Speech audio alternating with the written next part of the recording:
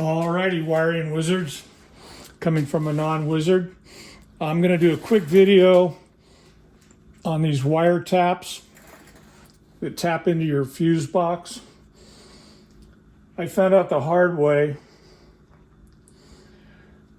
that by tying into your fuse box there, you're connecting to 12 volts direct.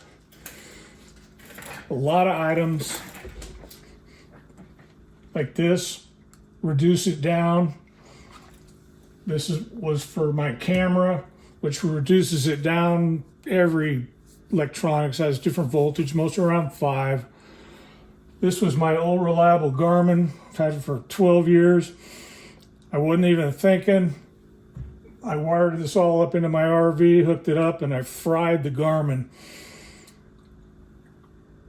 So basically what you got to get, and there's a bunch of different types out there, are step downs. So this takes it from 12 volts down to 5. Had I known that, I wouldn't have blown that up. In the lead into the video, you'll see one cord that says 12 volts on it. That goes to my backup camera in my RV, and it's actually 12 volts. But my dash cam and my Garmin are 5 volts. So when your regular hookup for any of your, whatever it is, dash cam, GPS, it reduces it down in this piece. So once you eliminate the stock connection, you're, like I said, you're going straight to 12 volts. So you have to get some kind of a step down. There's a million of them out there. This is just the ones I went with. I haven't installed them yet, obviously. And another thing at over 70 years old that I found out in the video is there's hot spots there. So you can check which side is hot with a meter. 70 years old, never knew it. So there's a bazillion different ways to end up connecting this. This is going to go into this in my motorhome, one for my new Garmin, one for my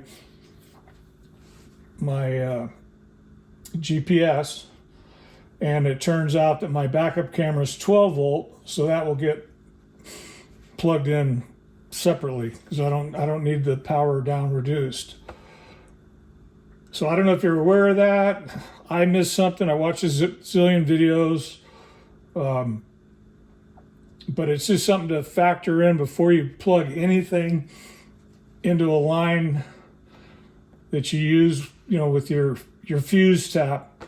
Make sure you know what voltage it wants. Because, like I said, this guy here, I've had it for 12 years and it blew it up.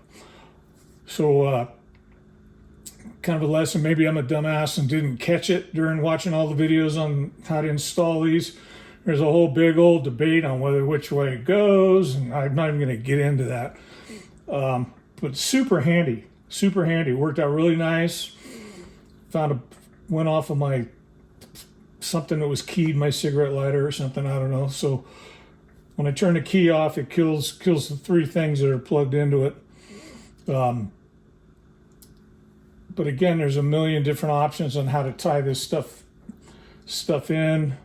I'm not going to get into it, but save your equipment if you go this route. Before you plug it in, check. Like I said, I don't have any glasses, but I believe this is 4.7. This drops it down to 5.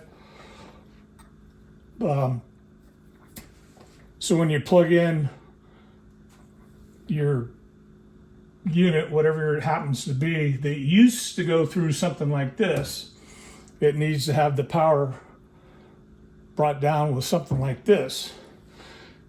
And tomorrow and next day, when I finally finish this off out in my motorhome, maybe I'll do a little follow-up if anybody has any interest. If you have any suggestions, if you've come across this yourself, leave a comment, leave a like, subscribe. I pretty much just do random stuff. But I thought this was important to get this one out. I missed it. But it could be a dumb shit, and dumb shit comments are welcome. So anyway, I hope this helps somebody out, and we'll catch you down the road. It's summertime.